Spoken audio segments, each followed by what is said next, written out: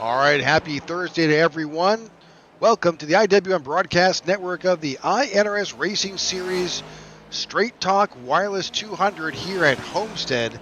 I'm Rick Souza here, joined in the booth by my co-broadcaster John DeRudris. And John, this is going to be a fun race tonight. It'll be a fun race here in Homestead. You got a lot of solid drivers, and we're deep into the playoffs, and we are just a few races away from crowning a champion. So I'm looking forward to seeing the racing here at Homestead, one of my favorite tracks. Turn 1 and Turn 2, a little bit different than Turn 3 and Turn 4, multiple grooves. And excited to see what these iNRS guys are going to do here tonight. Let's see if we can bring up some of the race facts here as we take a look at practice, kind of wrapping up here in about 3 minutes before we go to qualifying in the Straight Talk Wireless 200 playoff race round of 8. So looks like we have an 85-degree track, or excuse me, 85-degree air temperature with a 109-degree track temperature, 134 laps, stage break at lap 44. As always, no quick repairs, 5 sets of tires, 60% fuel, and 3 green-white checker restarts. So by my rough calculations, I believe that we will see pit stop somewhere about lap 30, 37 to 39 with that 60% fuel. So multiple pit stops. You have to pit before the stage, and we should see a great playoff race. Yeah, with that temperature being as high as it is here, it could be very interesting. We'll see. We'll keep an eye on that temperature as we make our way out of practice through qualifying and then on to actual race time. Absolutely. Right. And so yeah, let's go over and see what's happened here in the past. A previous winner of this race is Corey Bunch, and he is currently already advanced into the next round, last week's winner, so he is ready to rock and roll. So let's talk about where we stand in the playoffs. So Corey Bunch already locked into the championship 4 with Jordan Booth and Jordan Wenzel. They're in second and third place. Jordan Booth plus 56 points. Jordan Wenzel plus 19 points, with Vernon Broadbeck there in fourth position plus 5.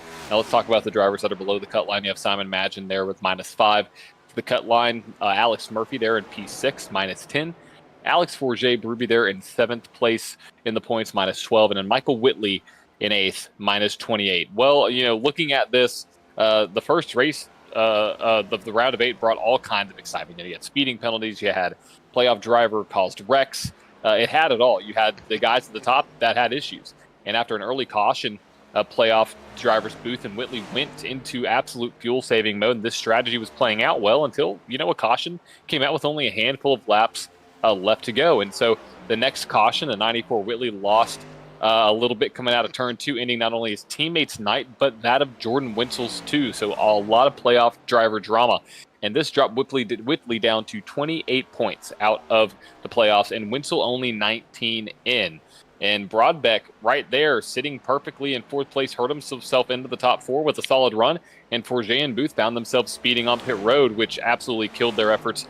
And so you had a complete flip-flop of the point standings going into this race. And so tying this into the team standings, Full Throttle Motorsports still out front with Roadrunner in 2nd and 40XLI in 3rd. Rick, talk a little bit about the playoff outlook and where we're going forward from this race on. Well, we've got 2 races left in the round of 8 here, and at Martinsville, which should be interesting. We know for sure that Jordan Booth will be leaving Homestead either locked in by points or by a win.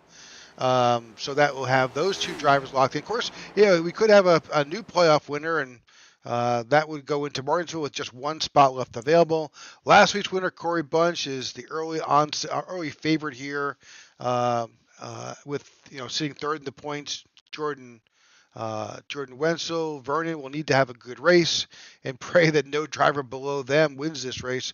Of course, you got the 3 Canadian drivers who are 5th, 6th, and 7th, respectively, so they'll need to have some strong point days to bust into the top 4. 8th place, Michael Whitley he's kind of, I wouldn't say he's in a must-win situation, but he's in a must-have really good finishes into both this race and the next race, and hope that there's not too many repeat winners. So, he's going to look for some help from others to be successful. For sure. And, talking a little bit about some of the playoff drivers and non-playoff drivers who have been good at this track. Like last week, the favorite to win is the big three, Booth, Bunch, and Winsel. So don't rule out, though, some of the non-playoff drivers to play a little bit of spoiler. I mean, Matt Parasini, Robinson, Eric Jeffers. We think they'll be in contention here in the iNRS series. Rivalries, let's talk about that. It'll be a short discussion because there's really not much going on. But Rick, Yep. I think with 2 races, to go, you have this race and one more before the playoff. I think the tempers might flare just a little bit. So we'll see how that plays out. But right now, I think we have started qualifying here. So you're looking right now at the 77 of Corey Bunch automatically locked into the iNRS Championship finale in Phoenix here in 3 weeks. Excited to see what he's able to do. Tennessee guy, got to root for him because he's a Tennessee guy. So you can see where my alliance falls. But looking at this field, it's going to be a tight race. I mean, right now, looking at the qualifying order, these times are quick. And at the top of the board, Jordan Winsel. Yeah, good time of 33.463 on his second pass. We're seeing second lap times come in. This is one of those tracks, nearly a mile and a half track, where first lap around you need to use it to build up some heat and some speed, and really the second lap is where it counts. So. For sure. So we'll see who comes there you go. out on top there. Look, the Jordan and Jordan show. I mean, nothing new here in the iNRS. Nope, that 33.297 is a stout time. It puts that right up on the pole. So far, we'll see if there's anybody else who can knock him off as practice. As qualifying continues. Number of drivers still on track. We're kind of looking through who is out there. We'll grab. I think. Let's see if we can find Alex Berger Berubis is on track now. Yeah, coming out of turn 4 right there, trying to get a run. He is starting, I think, his first lap here. Yeah, we've seen Alex do that kind of on a regular basis. He's usually one of the last drivers to qualify. Yeah, he hit the wall. So it's going to have to go to the second lap for sure. So if I was him, I would just set this next corner up, trying to get as much drive off as possible. All the way up in the top line, going through turn 3 and turn 4. He's going to get a little loose there, slides out of the corner. All right, here he goes. This is his hot lap. Got a little tight in turn 1 and 2. Let's see if he runs a little bit lower line. Yes, he does. He goes to the bottom side of the track.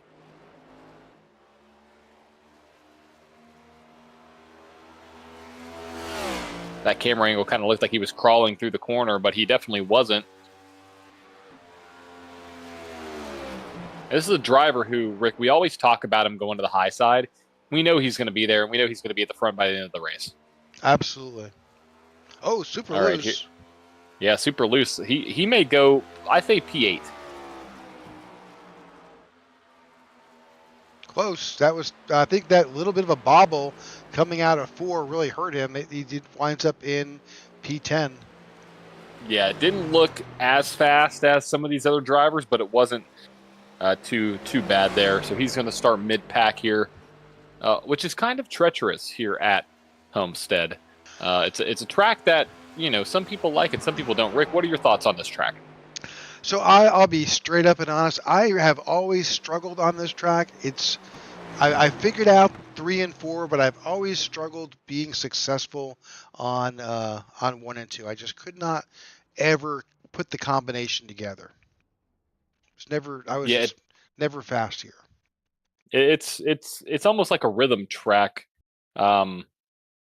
without it being a rhythm track in a way. Like it's odd because you have to keep up with the car every corner. It's not a typical mile and a half that we go to. So we'll see how this field shapes out as we're now into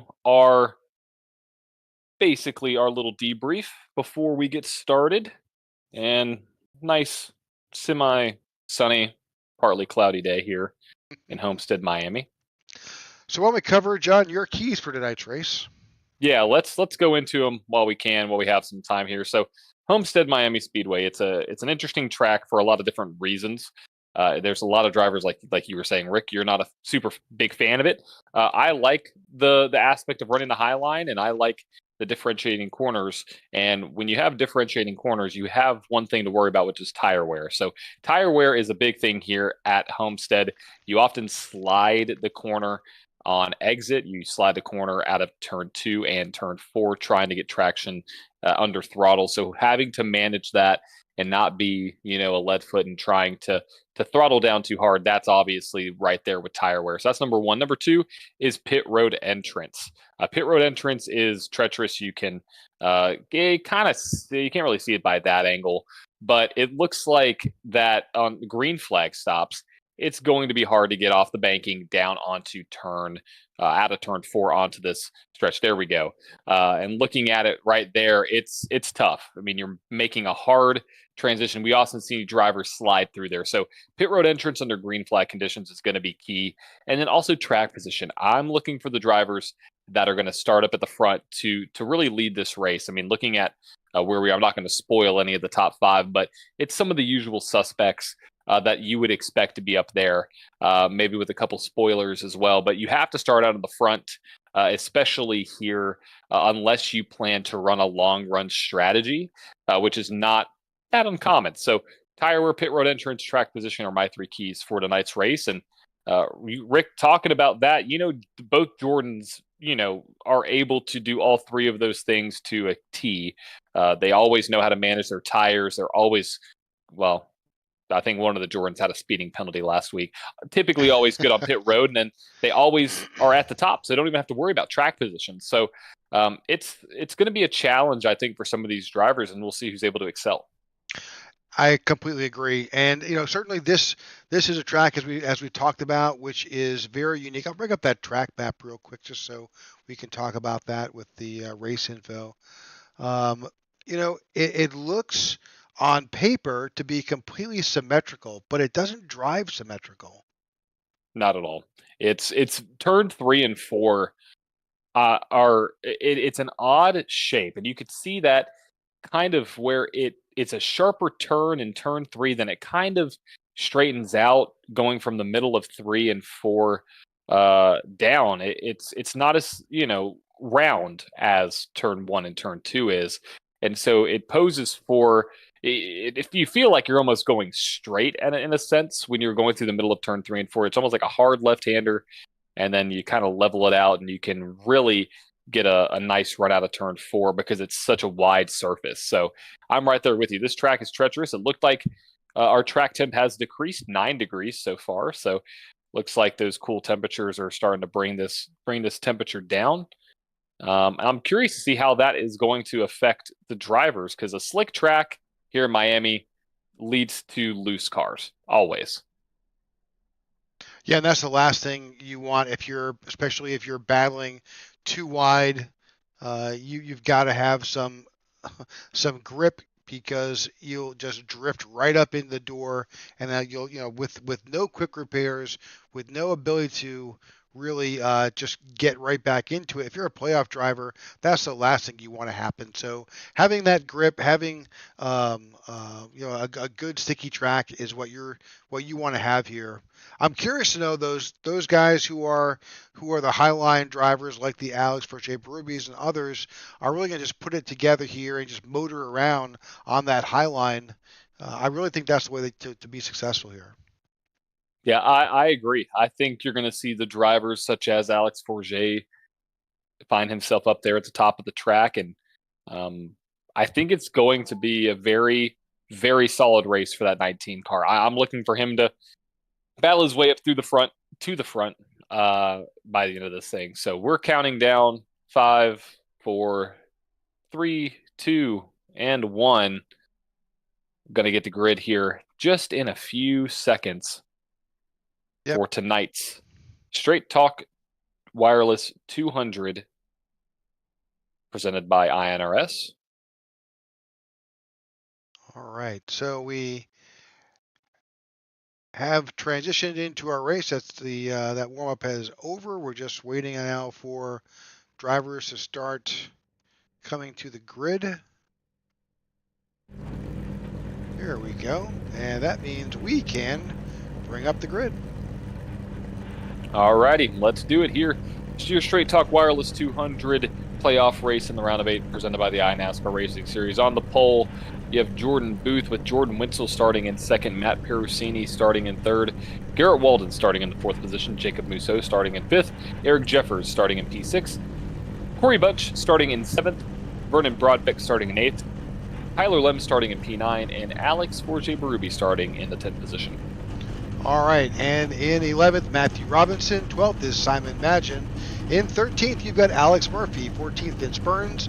15th is Michael Whitley Jr. Scott Thomas is on the outside in 16th. Joe Musso in 17th, and Eddie Musso in 18th. Clark Franz starts in 19th, and Martin Pinnell is in 20th. In 21st, you have Corey Ennis. 22nd, Tony Japs. 23rd, Austin Walton. 24th, Martin Giroux. 25th, Mike Wheel. And 26th, Dan Hughes. All right, that's the grid. Gets out of pit road.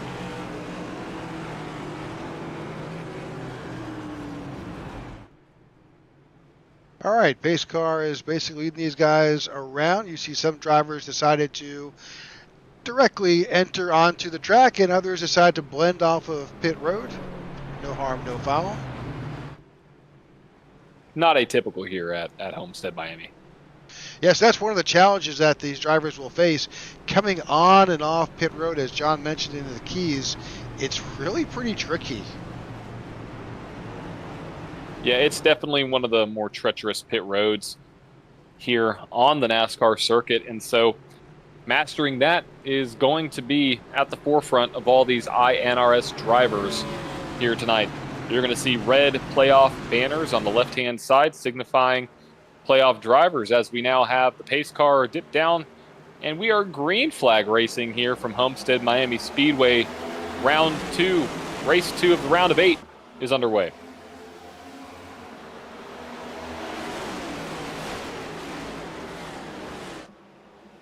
Already you can see drivers taking advantage of that high line. Oh no, it's also a little slippery. Oh yeah, that 41 got really loose and into the wall. Yeah, early. As did the 81. At 81, Jordan Wentzel was super loose. Oh, he's pushing tight right now. All right, here we go. Out of turn 4, leading lap number 1, Jordan Booth. Not anything we're not used to seeing, but there you go. Looking on the left-hand side of the screen, you just see the tower pop up. Drivers in red are playoff drivers. Driver in yellow clinched to the next round. That's Corey Bunch. So all 8 playoff drivers are in the top 16 as we speak.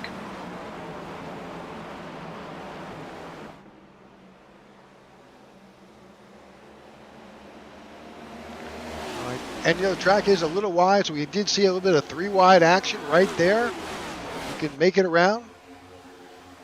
Oh, someone is blinking this, Matt Robinson. He's got a little bit of a connection issue. Yeah, as we go 3 wide again, I think that's Alex Forget-Berube on the high side, 12 Eric Jeffers in the middle, and on the low line, I believe that is 55 the of Vince Burns. Oh, Vince Burns, he's around. Yep, and contact into the inside wall. Our first caution of the night. All right, that's the 55 of Vince Burns. Not much, maybe more harm to pride and not so much to the car on that little incident.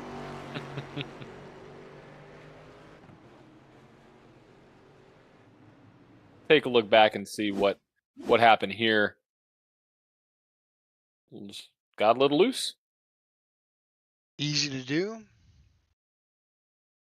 And that PetSmart Ford 55.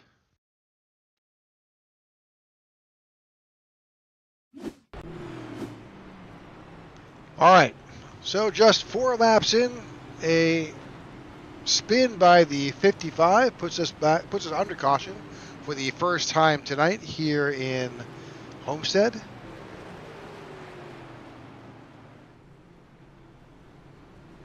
And we appreciate everybody for tuning in as we see drivers already making their way down pit road. I think this is so they can make it to the end of the stage, Yep, Rick. absolutely. Probably going to top off on some fuel and get back out there. Absolutely. Yep, with the stage happening at lap 44, we knew that they would make it almost to lap 40, so this is lap 5 under caution. This will pretty much eliminate someone running out of fuel or having to pit under green during the stage. Exactly.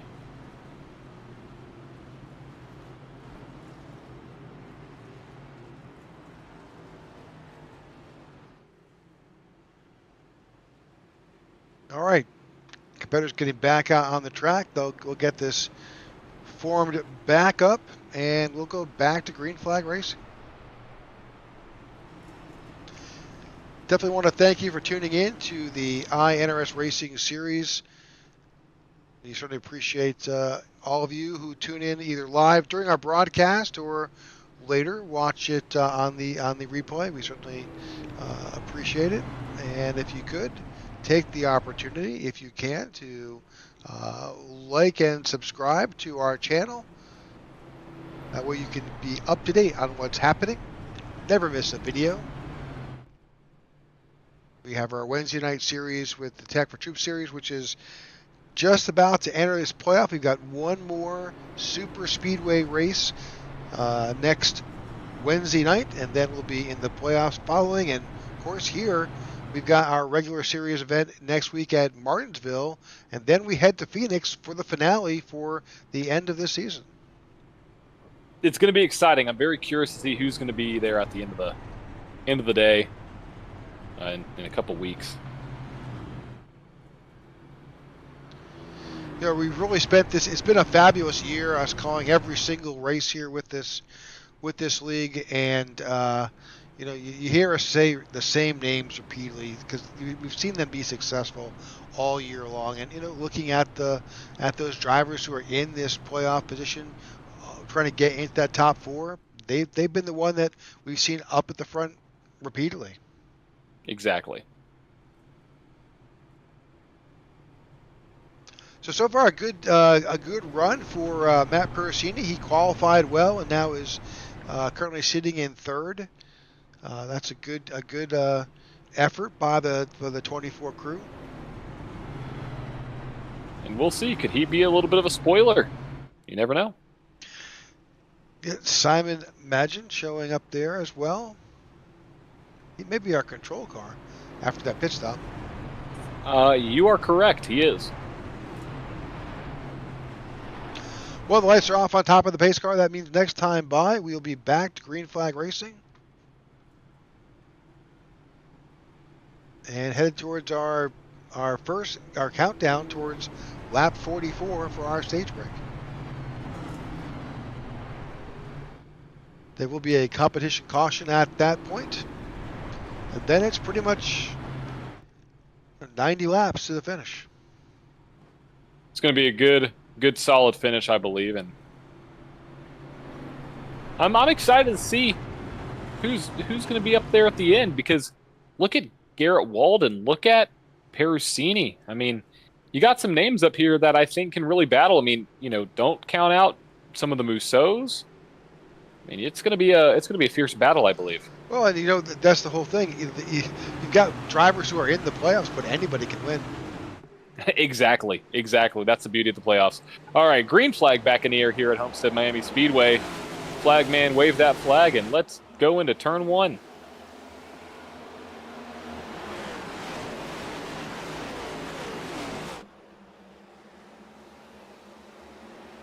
See the field already spanning out here and coming out of turn two.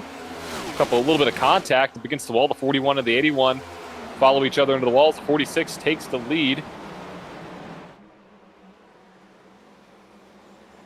Now they know they're going to get a competition caution at lap 44. You know, fresh set of tires, get back out there, but you know, on these runs, staying low like that, you are really going to increase your tire wear. Yeah, you're going to chew up your tire. Oh, we got blinking out of the 41. Major blinking. He's gone. Still gone. That is not good. We've seen this out of Jordan. That's the last thing you want. Now, if you're unfamiliar with that, that's basically his network connection, and that's what other drivers will see. They'll see that car disappearing and reappearing right in front of them. Sometimes it gets a little comical because the way that if the connection is failing in a different way, it actually looks like that car is bouncing up and down. Yeah, it's like it has hydraulics, which, you know, I mean, if you want to turn this into the Cars movie, you can 100% do that with all the blinking that you might see. So, well, I saw the 24 as well, so we're going to keep an eye on that. You know, we're all at the mercy of the internet, folks. So. And here we go. 19 goes down. Yeah, low. We're seeing the 19 is really, you know, has moved up to second. He's looking very fast early on, and you know, we're only, you know, 11 laps into this. Well, let's talk about a driver who's moved up 11 spots into the lead.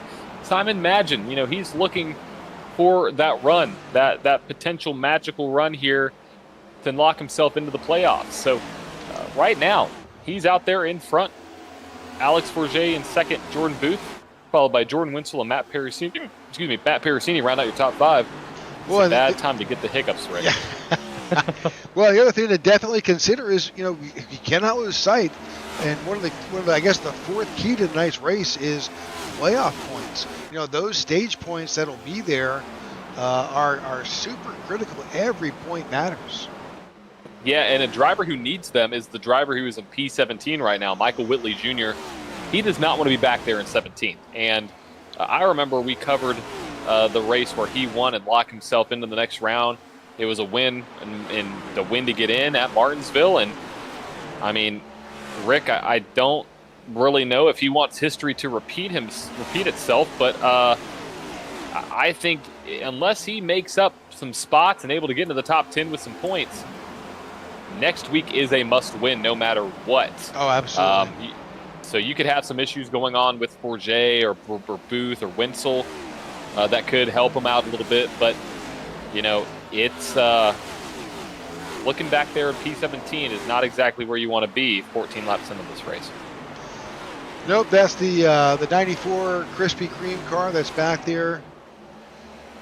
Mired back in 17th place. He's got a lot of ground to make up.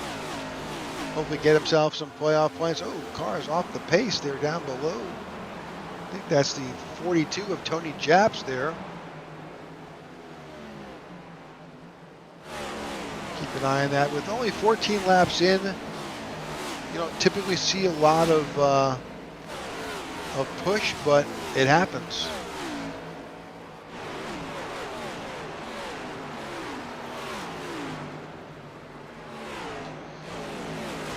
Back up front, Simon Magin continues to lead. Alex Forget right there. Jordan Booth in third. Jordan Wenzel sitting in fourth. And Corey Bunch in fifth.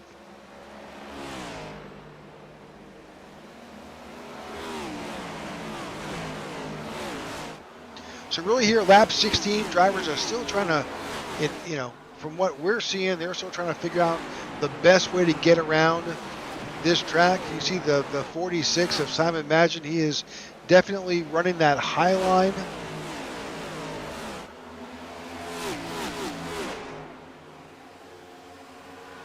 It's working.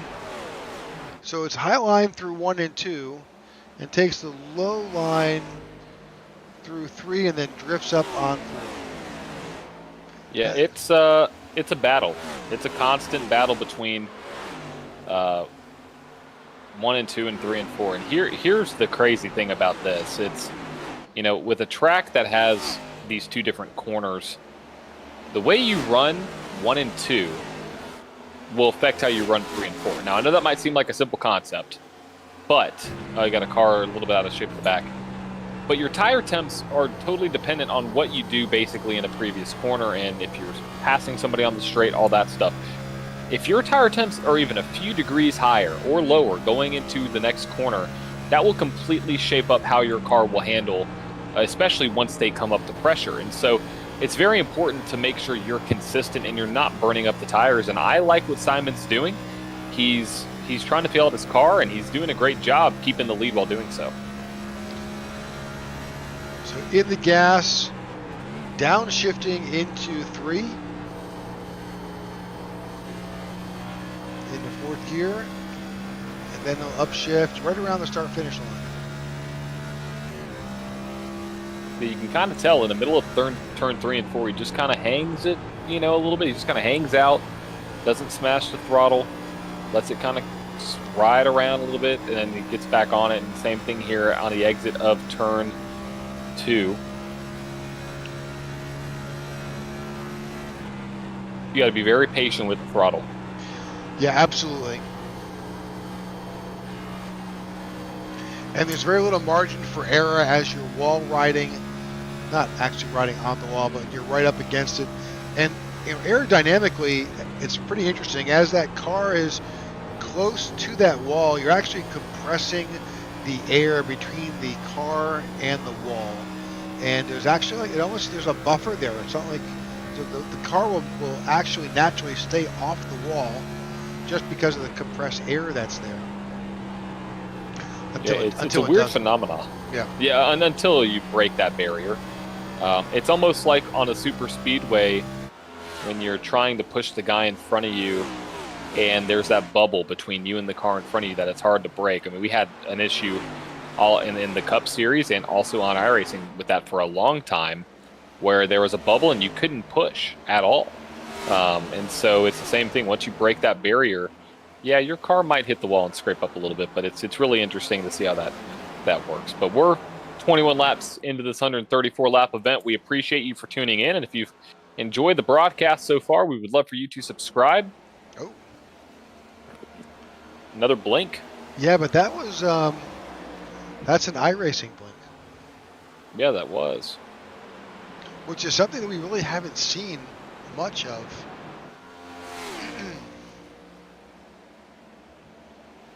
Over the past few years. No, not at all. A number of drivers have made their way in and out. Matt Persini was on pit road. Eddie Musso Jr. was also in and out. Actually is coming out of pit road now.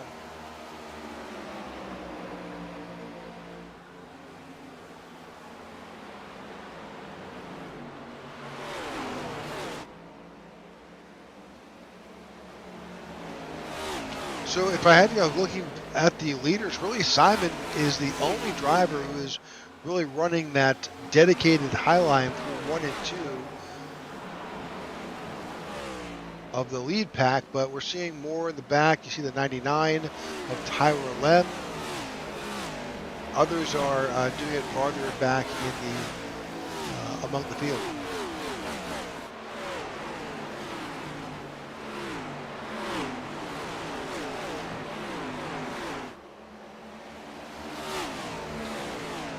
We got another playoff driver, Vernon Broadback. He is currently showing in 9th.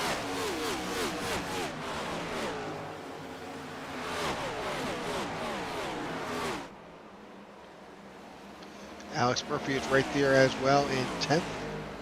Those drivers need, as we are chipping away, just 19 laps towards that stage break. These guys want to stay in that top 10 to pick up points. Yeah, they do, and a driver, like I mentioned before, about 7 laps ago, about 10 laps ago rather, Michael Whitley still in P17. So, got a car, got some smoke there. Not really sure what was happening, but yeah, Michael Whitley Jr. just kind of hanging out there.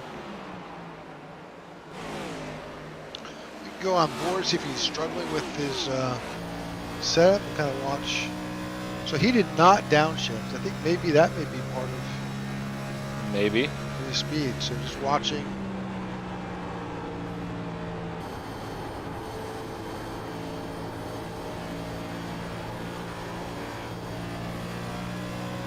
So you can see right there.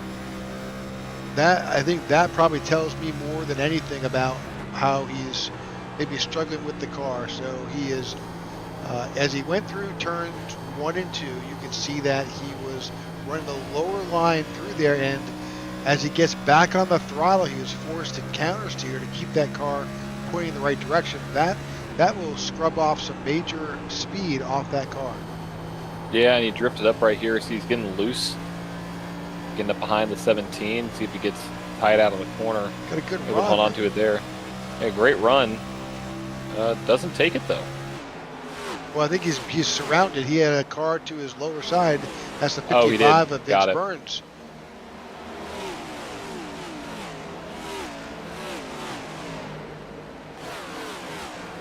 So he's kind of boxed in there. Couldn't make it. Actually lost the position to the 55. Wow.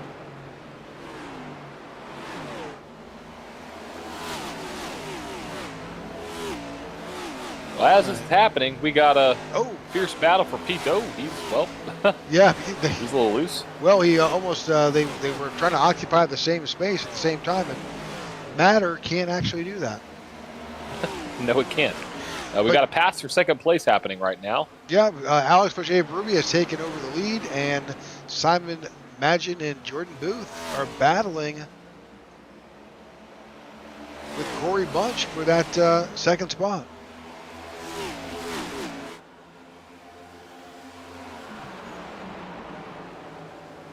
Alex got himself some clear air out there. Yes, he does.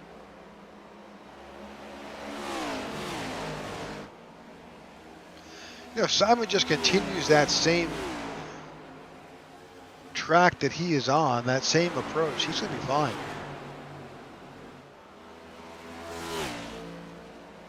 I agree. I like his front runs, you know, beginning of run speed. So we'll see how he plays out as we are now approaching 14 laps to go before the end of stage 1. Again, stage break on lap 44 at the end of 44. So he finds himself here battling. You know, Jordan Booth's doing a great job, even though he's running Jordan's line. And he is able to leverage that. Got a great run out of 3 and 4 and was able to take over the position.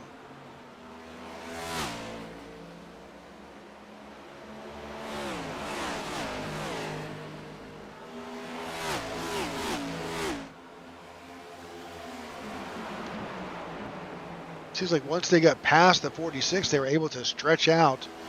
Let's kind of look at some times here.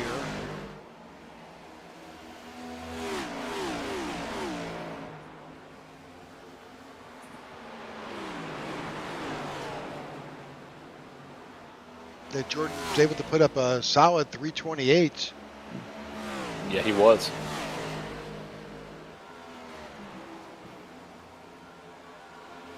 All right, and that being said, if you can bring up that track map, this field is really strung out.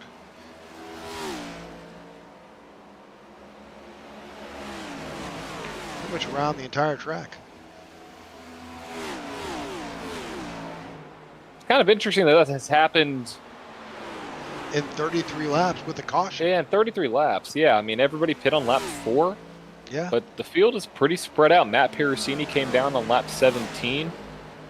Eddie Musso came down pit road on lap 14. So Yeah. everybody else, though, it's all spread out, and that's what this race can turn into, complete track position. And if you look at where the field is, obviously Alex Forget up 9 spots, but Jordan Booth -1, Corey Bunch +4, Simon Magin +8, Wenzel -3, Broadbeck +2, Garrett Walden -3, and Jacob Musso -3, Tyler Lem +0. So more blinking going on with the 41. Yeah, I am actually not surprised at the more I think about it, as how spread out this is. This track just does that. This is not an easy track. It looks just like, oh, it's a simple oval. It's not. It's a mile and a half with different turns 1 and 2, then 3 and 4. It doesn't drive the same. It's just hard. It is. It really, truly is. And some drivers get it, and they're able to be super successful. I've envied those drivers my entire iRacing career here, how they're able to get on this track, and they're either instinctively or with knowledge and expertise to get around this track successfully. I've struggled. I'm those guys. Even if I qualified well, I'm now falling back to the field because I'm not consistently consistent. Well, Jordan Booth has now taken over the lead. We saw those faster times being put up by Alex Projet-Berube, and then again, we apologize for those blips that you may see on your screen, folks. That's out of our control. That's from iRacing itself. It might be a server. So there are a bunch of different servers that they have overseas in the U.S. It might be the specific server that's causing some issues right now, and like Rick said, we apologize for that, but typically that's rare. I mean, Yeah. That's very rare. That's probably the second time I've seen it happen here on probably in the last couple months or even year, I would say. Yeah. So it's not a typical sighting.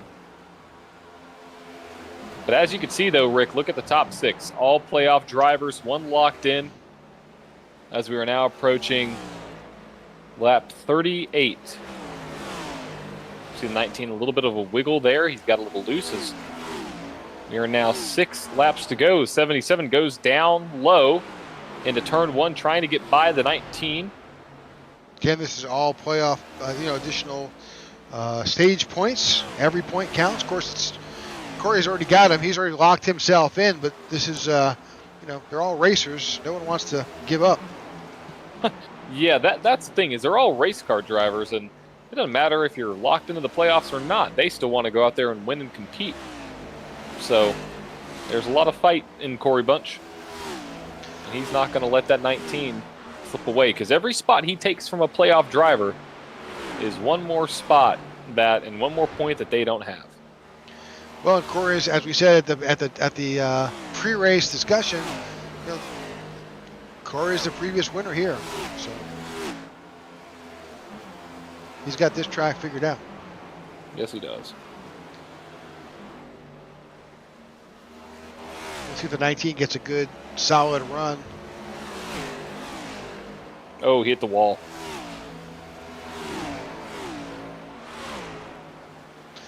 So just 4 laps to go before we hit our stage break.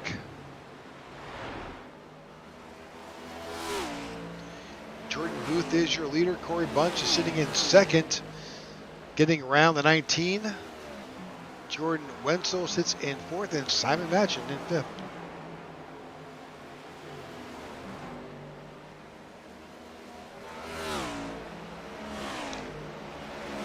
Looking back through the field a bit here.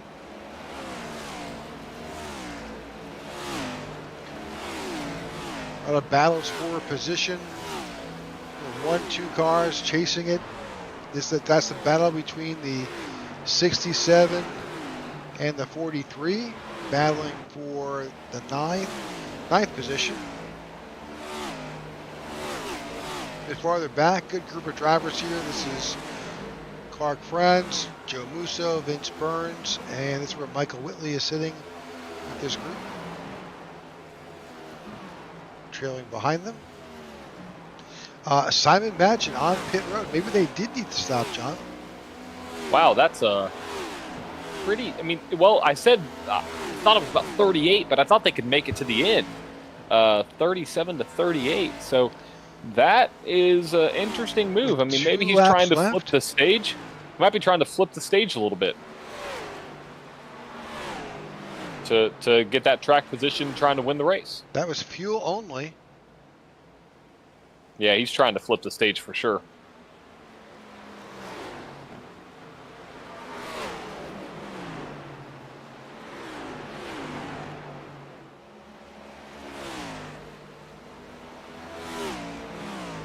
So for our viewers who may not exactly understand, what do you mean by flipping the stage? Yeah, so flipping the stage essentially means you are sacrificing stage points here in stage 1 of 2 by coming down pit road before everybody else comes down pit road before it closes, to essentially leapfrog the field once everybody comes down pit road at the caution. So right now, that driver who's in that prime spot is Simon Madgen and Alex Murphy. They came down pit road on lap 41 in 40, they're going to sacrifice stage points to possibly have the risk or have the reward of winning and being out front when we go green, because 2 laps on fuel and 2 laps on tires aren't really going to matter too much in the long run. So that's what flipping the stage means, is you're foregoing the stage points, pitting early before everybody else. So when everybody else comes down pit road, you'll be the first one behind the pace car. So that stage has just ended. Jordan Booth came home with the stage win with Corey Bunch. For Jay Berube, Winsel, and Broadbeck, your top 5. Jacob Musso, Tyra Lem, Corey Ennis, Garrett Walden, and Eric Jeffers. That's the balance of those drivers getting stage points. Drivers who are in the playoffs but did not get stage points. Unfortunately, Michael Whitley, Simon Magin, and Alex Murphy.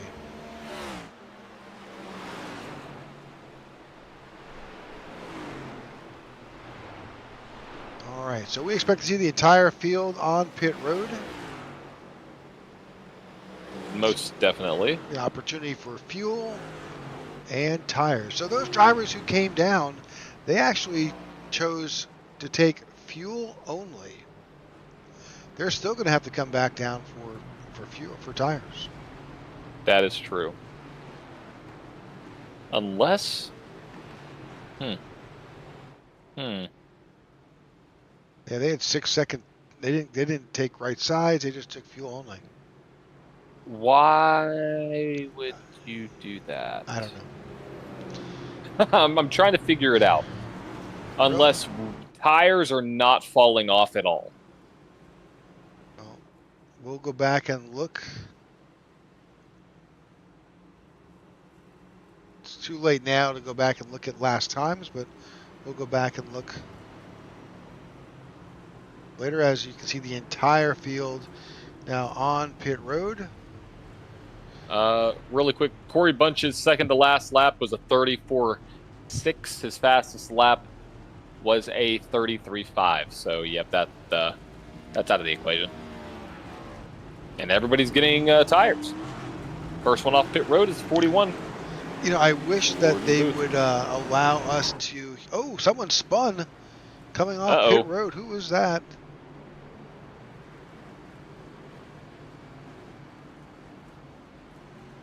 $43? 43. No? Yep. That's the 43 of Garrett Walden.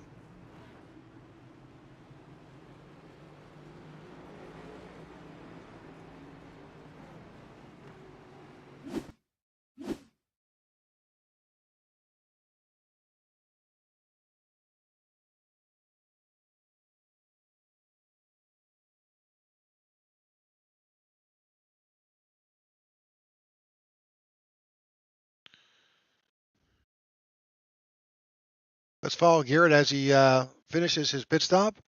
I see just what happened. That's Musso coming out below.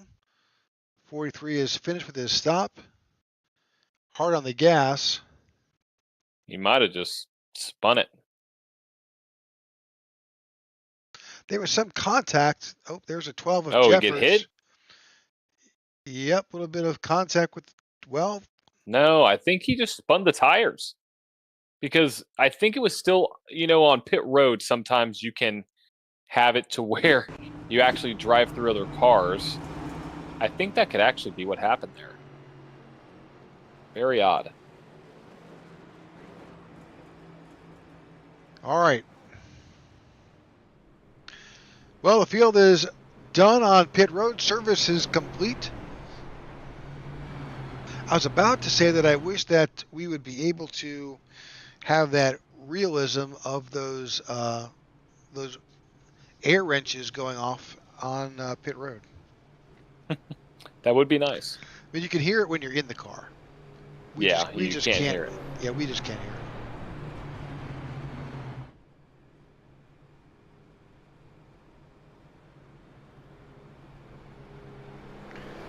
We may have to capture some audio and play it during that. Hey, we can do it. We can do that. I feel like we could figure that out. Yep. All right, lap 49. We are under caution. This is a competition caution And we're about to get this back underway. Approximately 84 laps to the finish. And we'll see what happens in the second race of the round of 8 as we count down to Phoenix. We thank you for tuning in to the IWM broadcast network of the iNRS Racing Series, and we certainly appreciate it. As much as we enjoy doing what we're doing, it's so much better when we've got the dedicated viewers who tune in each and every week and let us know that they're there and follow along with what we're doing. So we appreciate you and what you bring to us as part of support of our channel. So we thank you for that. All right, folks. Here we go. Our final segment. No more planned cautions. Pace cars down. These drivers are hungry. Green flag back in the air at Homestead. Let's get racing.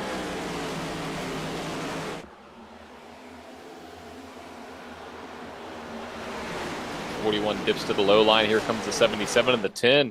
Vernon Broadbeck making his way now into the top 5 with the 81 there, going to the inside as they battle out turn 2.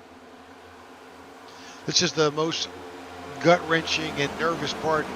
These restarts, especially on a track like this, makes it so challenging. 99 of Tyra Lem up tight to the wall.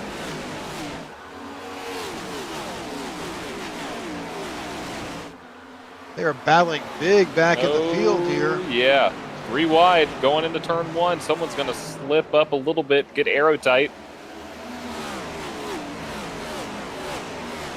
That's the 79 of Scott Thomas, trapped in the middle there. With the 96 of Mike Wheel up there. Scott Thomas at the outside. The 30 of Alex Murphy. The unfortunate thing is Alex Murphy is trapped a lap down.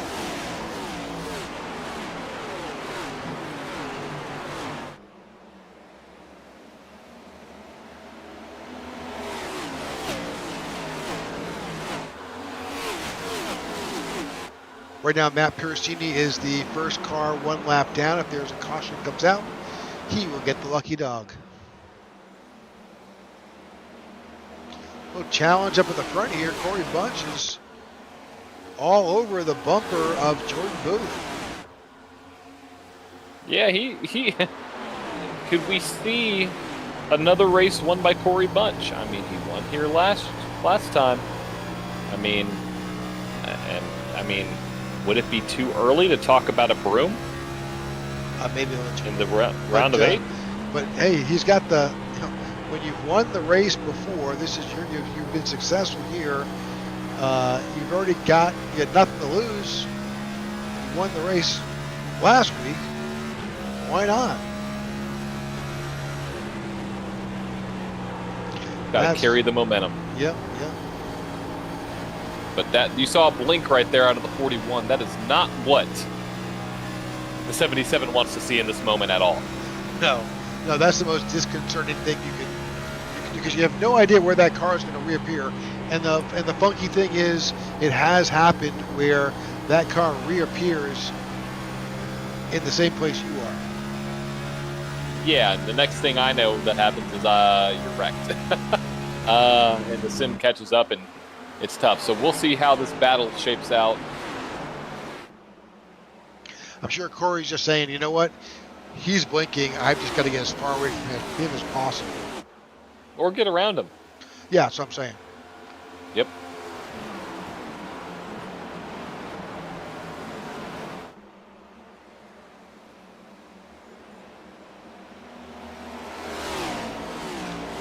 And there he goes to the high side. Corey Bunch takes the lead.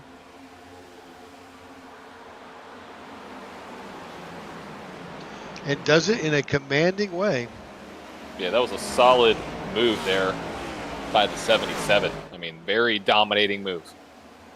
67 of Corey Ennis right there, sitting in third. Good showing for the 67. Burton Broadback is in 5th. fourth now. Jacob Musso is moved up to fifth. Jordan Wenzel is in sixth. Tyler Lemon 7th, Matthew Robinson in 8th, Alex Forget in 9th, and Clark Franz rounds out your top 10.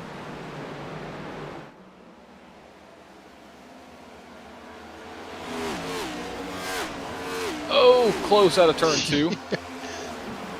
There's just all that momentum coming out of 2 just throws him up to the wall. It does.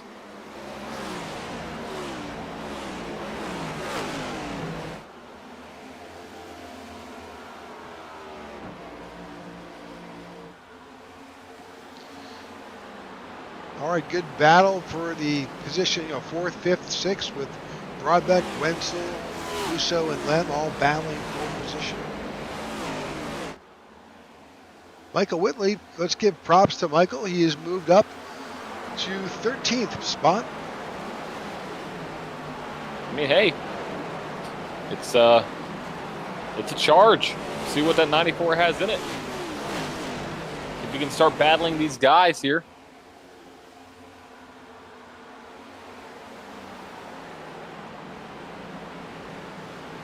I'm very curious to see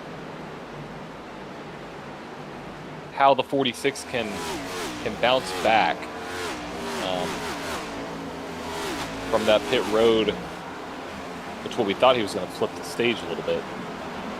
Yeah, I just don't know what was his plan. That unfortunately has mired him back in 17th spot, still on the lead lap.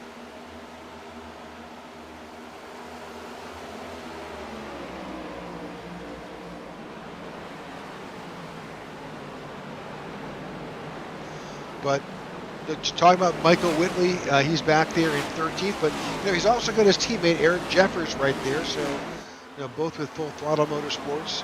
I think sometimes when you're able to run with a teammate, especially on a track that like this track, it's not a bad thing. Oh, the 28 tagged the wall. That's Joe Musso.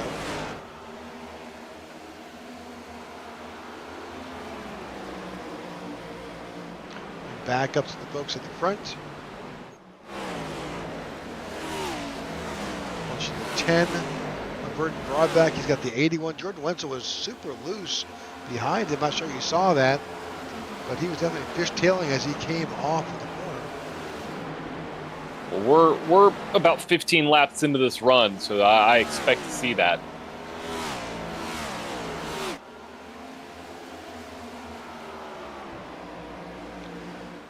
Not completely out of the ordinary for cars that are pushing a little bit harder than others to start to feel the effect of the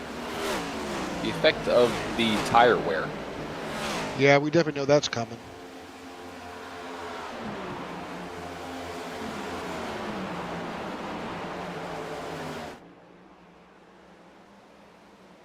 Just under halfway here in the Straight Talk Wireless 200. Presented by the iNASCAR Racing Series. We thank you for tuning in to the 8th race here in the iNRS playoffs. Second race of the round of 8.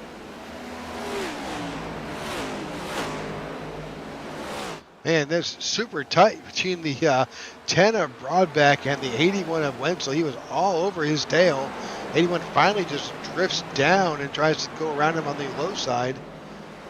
Yeah, he may try to pull out a slide job and slide up to the top line. He does, and there you go. As you see side by side on back, that is the 19 of Alex Forget and the 1 of Matt Robinson. 19 trying to get around. The 1 has stayed. I've been watching Matt Robinson all night. That's been his approach. He's stuck to the high line, and that's how he's run tonight. Until he doesn't.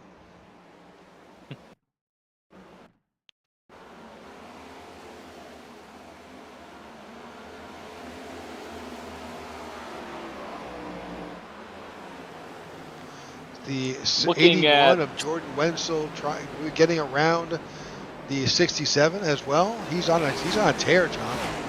Yeah, and we have a pass for the lead, though, going on, too. 41 to the low side of the 77 going into turn 3. This is for the lead of the race. Around the How halfway hard will point. Corey Bunch? Yeah, how far will Corey Bunch fight?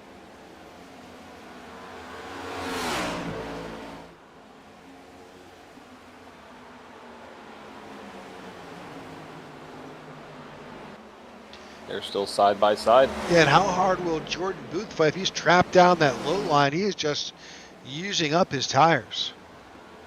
Yeah, he is. Don't know how long he can make that last. Yeah, it's not just tire wear that you've got to be concerned with. It's also tire temp. And by running on that lower line, you build up a lot of extra heat in those tires where eventually that grip you've got goes away and you'll begin to push. Exactly. It's not bad for just a handful of laps, but if you run it consistently, you may find yourself really compromised in the run. So looking at the fact these guys last pitted on lap 46, if you assume that there's at least, just round numbers, 40, that gets us back to 86, probably not go all the way to 86, but maybe lap 80, we'll see these drivers come in. But that still leaves them one more stop after that to finish this race. Yep. So about 12 more laps before we see our next round of pit stops. We're going to take this opportunity to run to a quick commercial break. Stay tuned. We will be right back. You won't miss anything. We'll keep this battle up here. We'll be side by side. ACE HDI provides commercial smart security systems, audio-visual solutions, TV mounting and installation, access control, and surveillance systems. In addition, our networking division can provide business networking and Wi-Fi solutions. All these systems can be remotely managed through our ACE HDI applications and cloud-based solutions. Running a business these days is a tough and demanding job. Let the folks at ACE HDI ensure that your place of business is safe for your workers and your company assets. ACE HDI can offer you integrated burglar alarm systems, access control and health, and wellness systems to ensure the safety of your employees and visitors. If you are looking to modernize or purchase a new fire alarm system, look no further than ACE HDI. We can offer you the latest state-of-the-art solutions to keep watch over your business. Does your surveillance system need a refresh?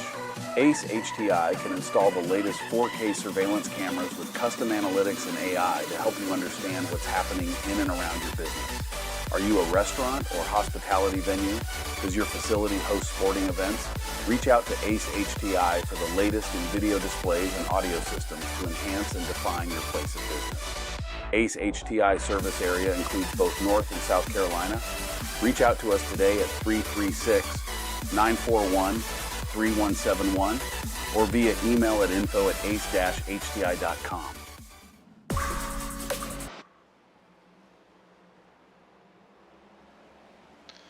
All right, welcome back to the IWM broadcast of the iNRS Racing Series.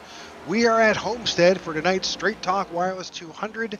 Right now you see the leader right there in the 77. That's Corey Bunch. We've already been through our stage break at lap 44. And now Corey Bunch has taken a commanding lead of this race. You see Booth, Wenzel, Broadbeck, Corianis, Alex Paget-Berube, all of that's your top six. Other playoff drivers, Michael Whitley, Simon Magin, back there in 13th and 16th respectively. Alex Murphy made a decision, and he's the last playoff driver. He's found himself down in 23rd place, so we'll see if he can charge his way back up with the remaining 60 or so laps. Yeah, well, right now it's going to be interesting to see how far these drivers can go on a tank of gas, because we estimated probably about 38. So if you do the math, that's lap 84. So we should be seeing drivers coming back down pit road sometime here within the next 10 laps. And then 38 laps from then would be lap 122. So you have at least 2 more stops before you have to go to the end. The key will be, obviously, as they choose to split that stop up, where they choose to get out. If if it continues to be all this green flag racing and timing and pit strategy, well then, you've really got to make a decision. Are you going to go down and at an earlier part get fresh tires and battle your way back up, or try to hang on as long as you can? Yeah, I mean, I see this as, pitting with 12 to go, you could run those last 12 laps as hard as you can. I mean, your tires aren't going to fall off that much. And so I say pit on lap 84, go as far as you can, come back down pit road on lap 122, and then run the last 11 laps, all out. Yeah, but will you have, what's the fall off? So looking right now, Corey Bunch's last lap was a 34.17, Jordan Booth 34.15. Eric Jeffers and Tony Japs are both in now. They may be splitting this next stage. Interesting. That's not a bad approach.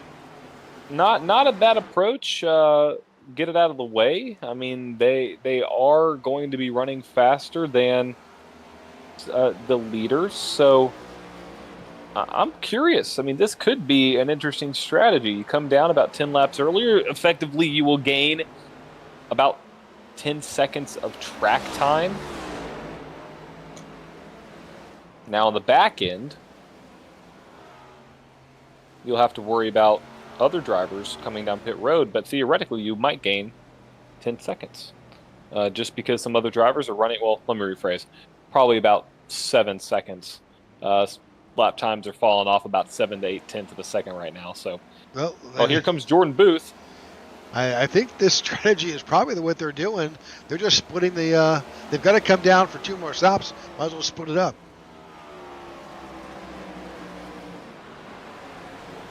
More of a balanced approach if it's going to stay green. Yeah, definitely. I mean, it's very good chance. Very good chance.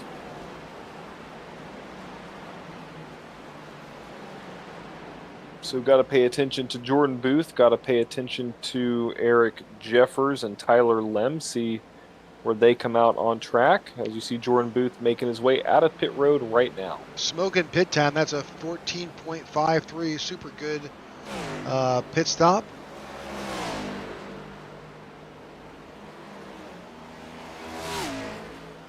Of the pit stops that happened last, that is the fastest pit stop of the night to date. Wow.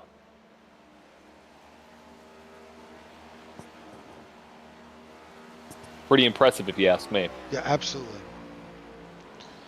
All right, watching Corey Bunch. He is our leader right now. We'll jump back through other drivers through the field. Let's get a better look and see just how our drivers are doing. Looking back. Still, it's interesting. Are we single file? Not exactly, but pretty close. We're as close to single file as we could probably get. So I'm very curious. And I'm knocking on wood here. We don't cover many flag-to-flag races. That does not have anything to do with the skill, but oftentimes it has to do with the track. And so I'm very curious to see how this race will shape out. Number of drivers on pit road: Wenzel, Walden. Apparently, this is the drivers whose last name ends in W must come on pit road. You've got Wenzel, Walden, Walton, and Whitley and Wheel all on pit road. They had to have coordinated that. There's no way. Come on, guys. I've never you seen can't that fool before. us in the booth. You can't fool us in the booth. All right, we're going to go down on pit road in reverse alphabetical order with the W's going in first. Yeah, well, Vernon Broadbeck just messed that one up because he came down pit road. But, but with Vince Burns, so there's the B's. The B's are on pit road. Oh, man.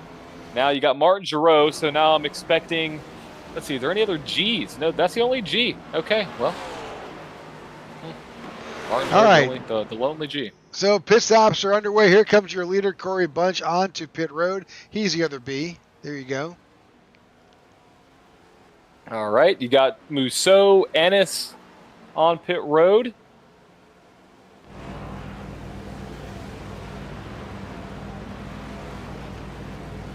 both Musos.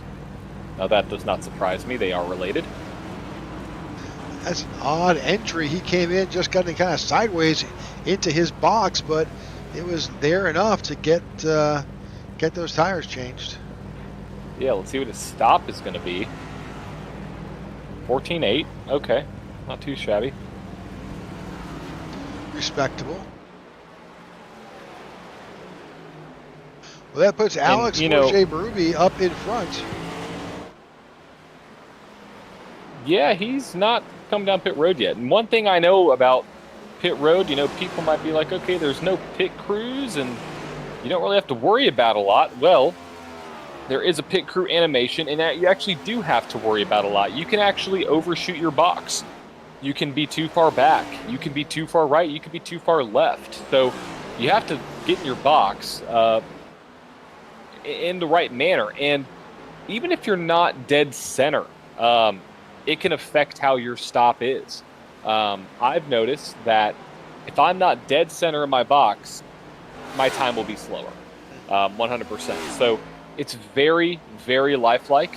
If you crowd the left side of your car, those imaginary, the fuel men and the tire changers won't be able to get over there, as we see Simon Magin right now on pit road.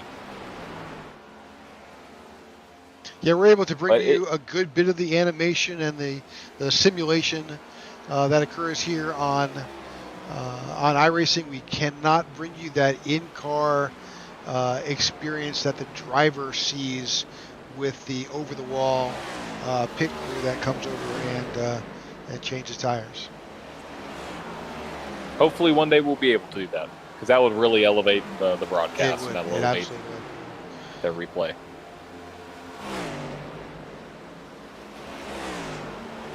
How far can this 98 go? He's right at 40 laps right now.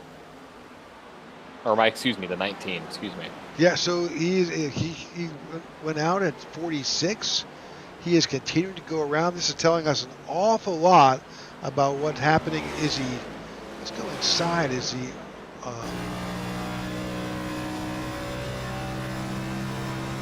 He's not feathering the throttle, or he's just. Oh yeah, he is. He's saving gas. He is saving gas. What's on lap 87. What is the gap?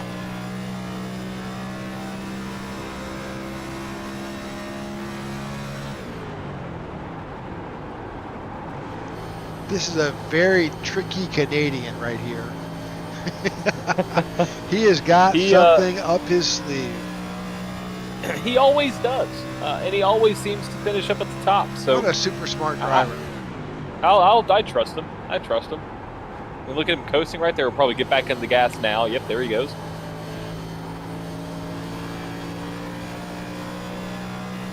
And he's actually running faster times than everybody who's on the same tires.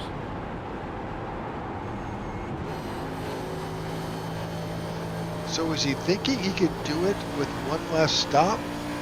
Because right now he is at 44. This is lap 89. It's exactly what he's doing. 100%. He's going to try to make it a one-stopper.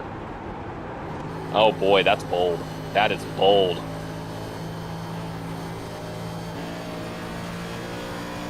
He's going to try to pull the Joey Logano and Paul Wolfe move.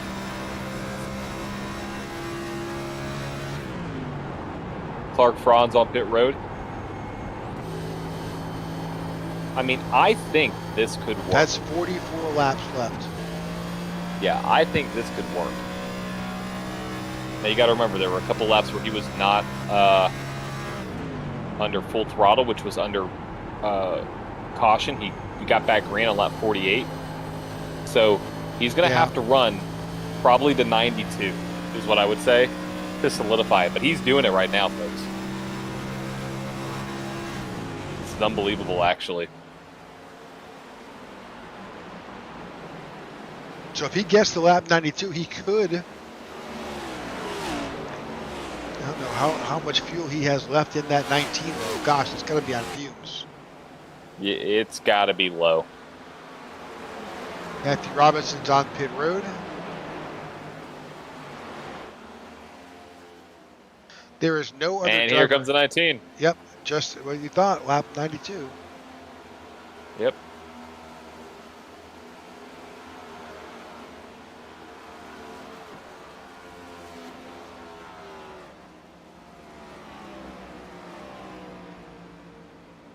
Now he's got to get a clean stop. Let's see where he stops in the box. Pretty center there. I mean, he might be looking at maybe a 14.44 stop right here. Watching his time. Oh, wow. Actually, 15.2. little long in the box, but he had less fuel. He did have less fuel. So let's see where he spans out. He is Yeah, but at a turn. now he still needs to be fuel cautious.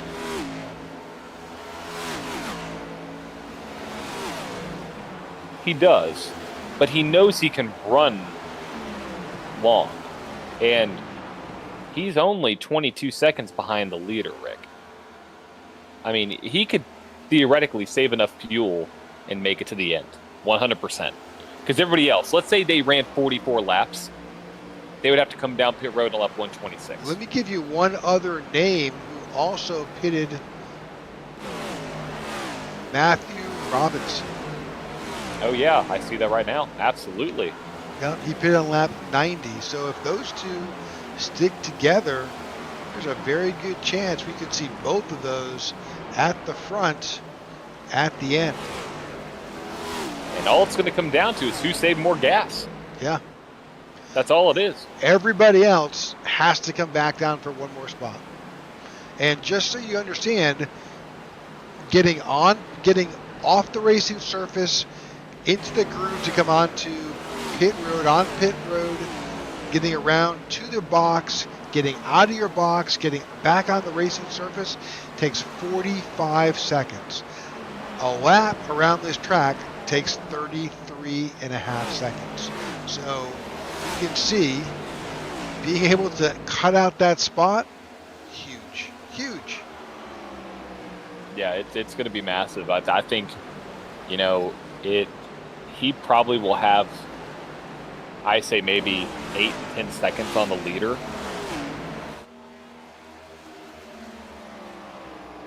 All right, we'll see if now, of course, this all gets tossed out the window if what?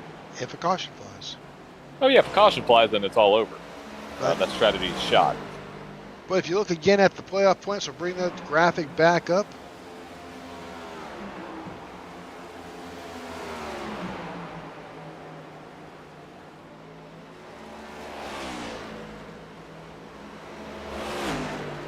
Alex Ruby is sitting in 7th, 12 points out of the cut line.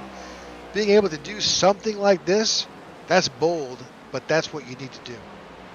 I mean, a driver that was an 8th did that, and now he's locked into the championship, right?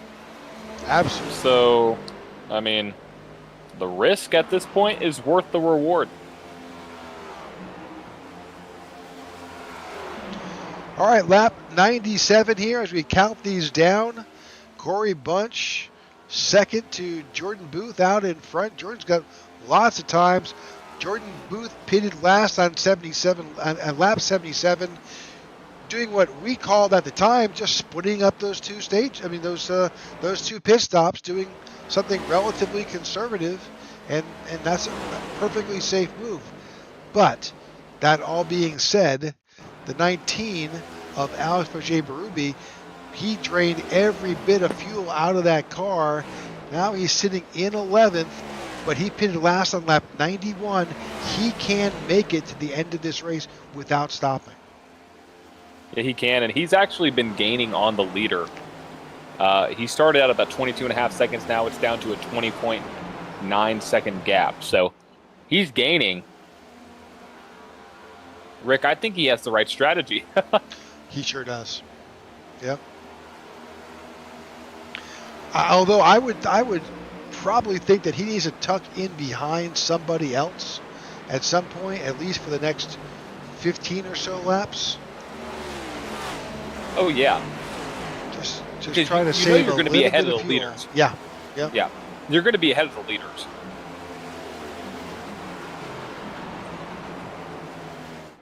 I mean, he'll be well ahead of the leaders by the time they get out of pit road. So staying behind somebody, saving that fuel, absolutely.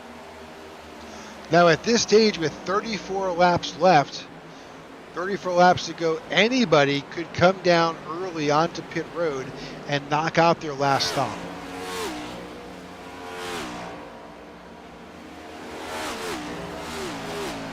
But you'll be giving up whatever position.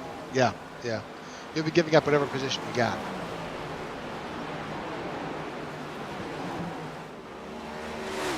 I think the 42, Tony Japp's coming down pit road.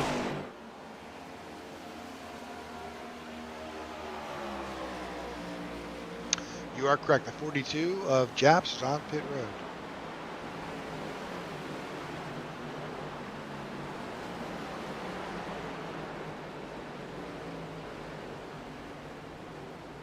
Does he just take right side tires and fuel?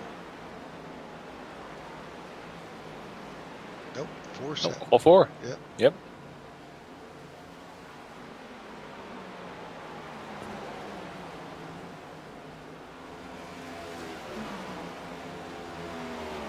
Oh, back out front. Corey Bunch. Jordan Booth. Sitting right there. 1.6 seconds apart. Yep, just looking at the map right now. Those guys are about to run up on the 96 of Mike Wheel.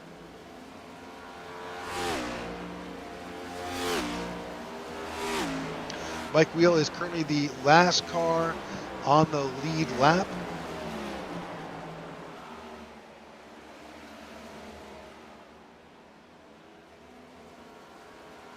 And if you're asking or thinking, why are we not covering the 41 who is currently the leader?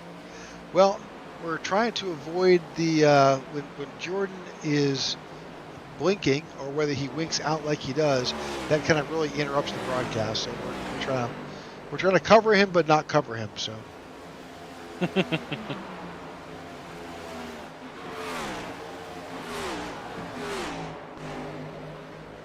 Looking currently at the weather as it's showing here, track has cooled off a little bit, down to 97 degrees, but still a pretty day here in October in Homestead-Miami Speedway. Oh yeah, very nice day, and kind of setting into the afternoon here as the sun starts to set. I think we'll get this race in before the lights come on. We should. The track says, the clock says 4:45 right now.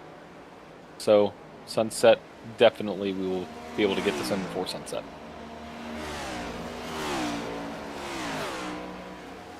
While we have the chance, let's take a look at the biggest mover of the race, and that is the driver who is in the 6th position right now, the 67 of Corey Ennis.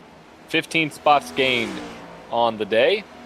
Up there in P6, great run for that car and that team. Second biggest mover of the day is Austin Walton in P11. So shout out to both of those drivers for being our biggest movers so far of the day.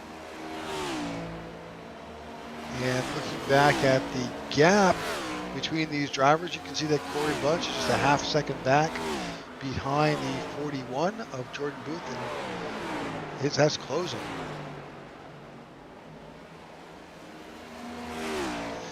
Jordan Wenzel on pit road.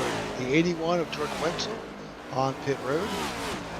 All right, there's the first driver that will be battling that 19 car. We'll see specifically what happens now. The 19's already passed Jordan Wenzel. 19 is now up to 7. Yeah, that 19 is flying. Currently, he is running in the 33 7ths. Everybody else running in the 34 1s, 34 2s. And let's go on board. Let's see if he's actually clutching out of the gas in the corners. I'm very curious to see how he's running these laps. Oh, yeah. Oh, yep. That's exactly it. He knows it too. He knows what he needs to do.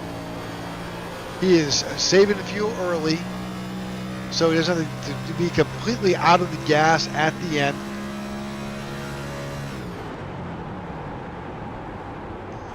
and running great laps. Rick, if we ever have a draft where we have to pick drivers from either the Technical Cup Series or the iNRS Series, Alex is going to be in my top couple picks. He is such a smart driver. I mean, doing this, I think, is incredible. You see Magin, Musso, and Walden on pit road, and Jordan Booth on pit road. So here's the real test. Jordan Booth was battling up there with this 19 car. So we'll see how far back the 77 car. We'll see how far back Jordan Booth is from the 19 once we cycle through these stops. Booth has yet to get to his pit stall. He just now got to it. That gap is already, it's pretty severe. Yep.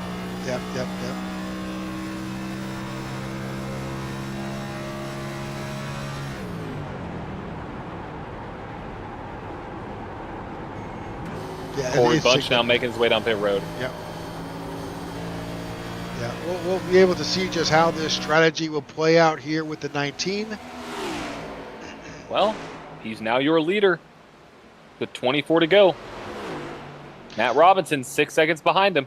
Yep. So here's how this is all going to play out. He takes over the lead.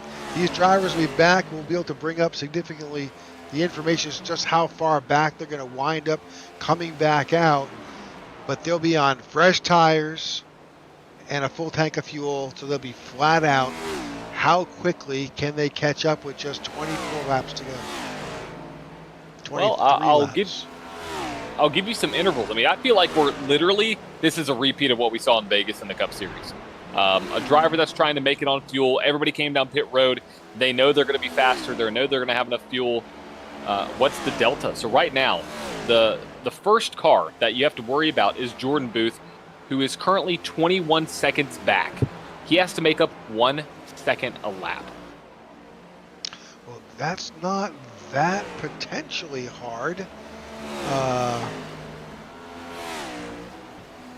Well, it's not, but the thing is, Rick, is Alex Forget is running only 5/10 off of his fastest time, and he's 20 laps into these tires. I mean, he's saving fuel and saving tires.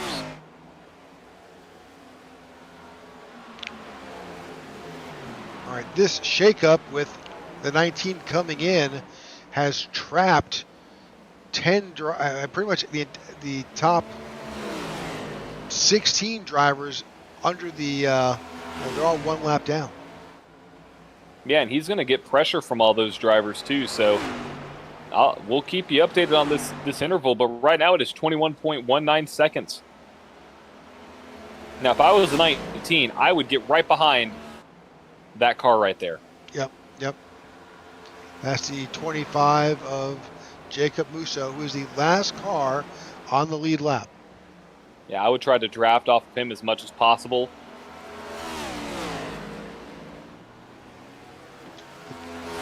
Right now, Jacob Musso's last time was a 33.66. Alex Forget was a 34.15. So, he could follow him around. Now we're seeing Tyra Lem and Vince Burns on pit road. Now, Clark Franz is another one. He pitted last on lap 89. So it could be close. Oh, that's close.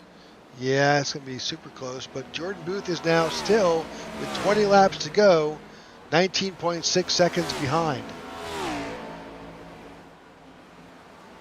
I'm just thinking about Jordan Booth and them running.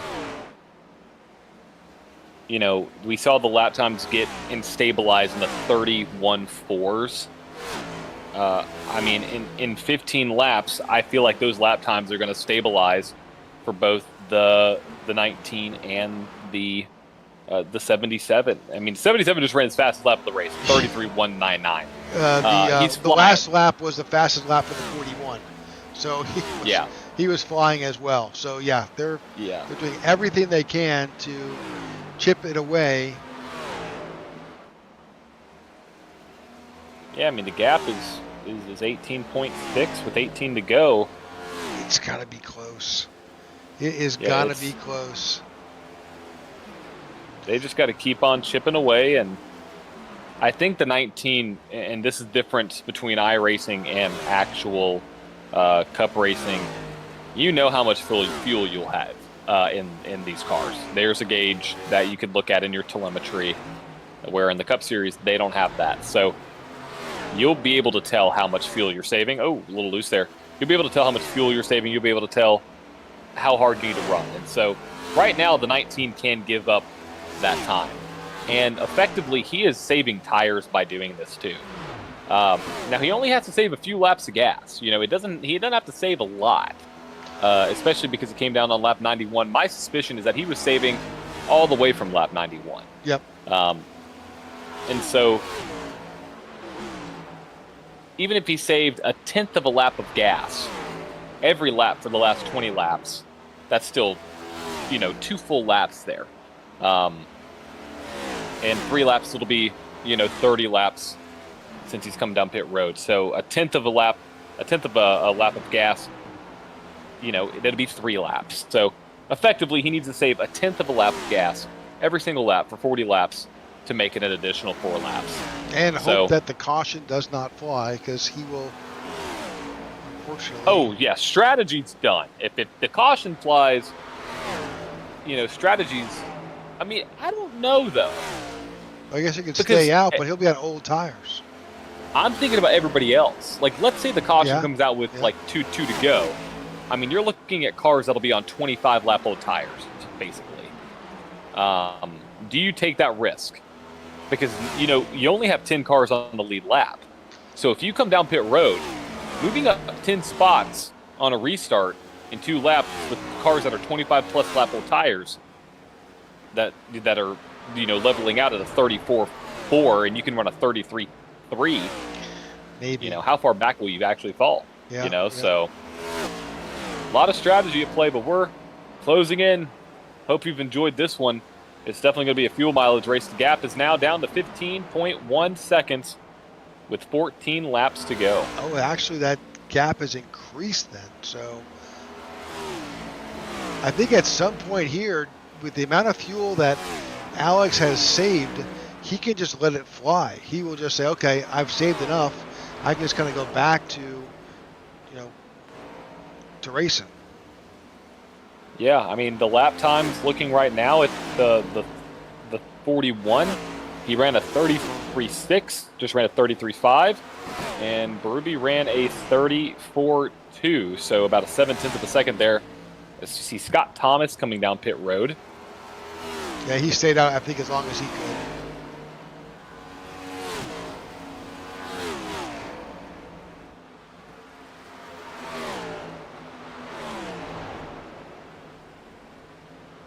That 43 of Garrett Walden is the last car on the lead lap. Maybe that 19 will get a little bit of a draft off of the 43. Back in the cockpit of the 19.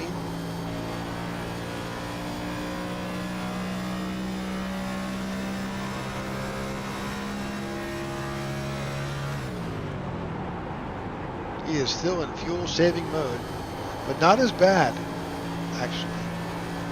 Yeah, and Rick, while all this is happening, Jordan Booth has caught the back end of Matthew Robinson. Got a pass for second place brewing right as we speak.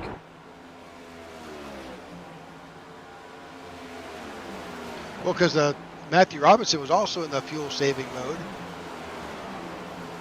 Because he pitted on lap 90. For him. Yeah, absolutely. Yeah, he might end up with 99 on the wall, Tyler Lem. Now remember, the one of Matthew Robinson is teammates with Alex Berube. They're both part of Performance Motorsports. That is true. All right, 10 laps to go, and Rick, the gap is 12.5. It's increasing based on how many laps are left. I think this is when you're starting to see the stabilization of laps. Yep. Corey Bunch has now worked his way around Matthew Robinson. Take over third. So right now, this could be your podium. Berube, Booth, and Bunch. Rick, I want you to go and look at the 99 and the 41. Does this look reminiscent of what we saw with the 22 and the 12? Take a look and see what they're doing.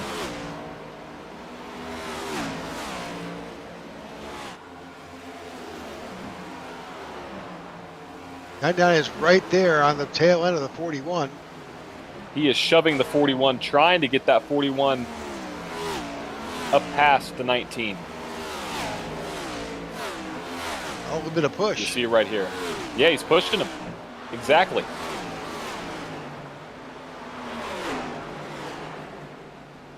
Very interesting. That Are they gap teammates? is now. Oh, I'm not sure it's going to work though. That gap is still 11 seconds with 8 laps to go. Yeah, are they're not teammates though? No. Tyler Lem is with Mountain View Racing. Yeah, interesting alliance we have here.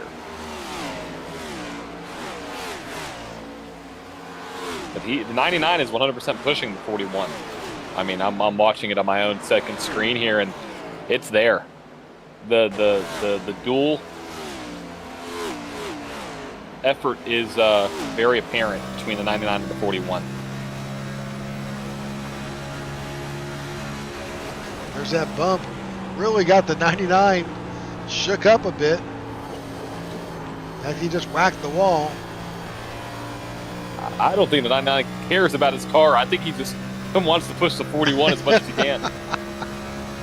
With now 6 laps to go, Rick, this gap is 10.8 seconds. Unless catastrophe happens, or the other C word I won't mention, we have been witnessing a masterclass in fuel saving from the 19. That contact with the wall is just toasting the 99. He's not able to get back up to the bumper of the 41.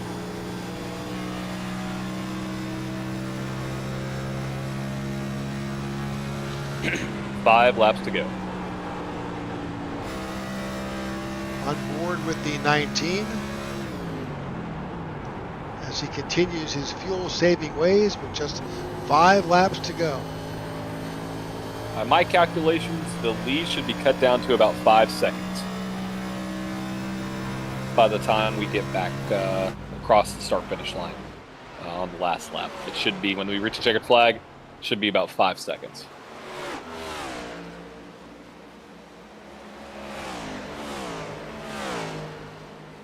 That last lap by Alex was a 34.44, Booth 33.85. So it's really just about a half a second. Oh, car on the wall out of turn 3 and 4. Enter a turn 3. I'm not sure who that is. Bright yellow car. I think they have made it back around.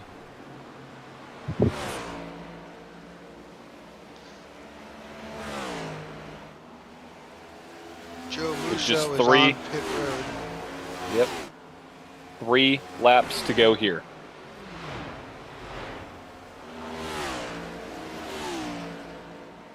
'19 continues to save fuel. He's got a bit of a solid, well, not a bit, he's got a solid 8+ seconds gap between himself and second place. He's found a way to squeeze as much fuel out of that 19 car when he needed it the most. He was below the cut line. Now with just 2 laps to go, he has positioned himself to win his way into the finals. Yep, with 2 laps to go, it's he's just got to get to the line. That's the goal. This 19 car, I am blown away by what we have just seen. As he comes out of turn 4 to the second to last time, white flag in the air. Here it is. This race will be official. Can he make it around? Alex Forge Berube doing the one-stop strategy. 8.4 seconds ahead of his rival Jordan Booth and Corey Bunch that are now battling side by side. As we go into turn 3, Rick, I am absolutely stunned by what we just saw. Well, if you want a master class in saving fuel, look at the 19. Checkered flag in the air. Alex Forget-Berube wins his way into the championship 4.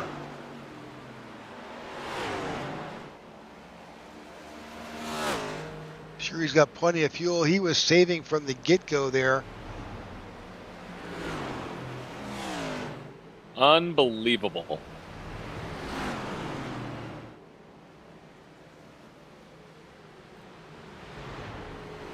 Jordan Booth comes home in second, and Corey Bunch comes home in third.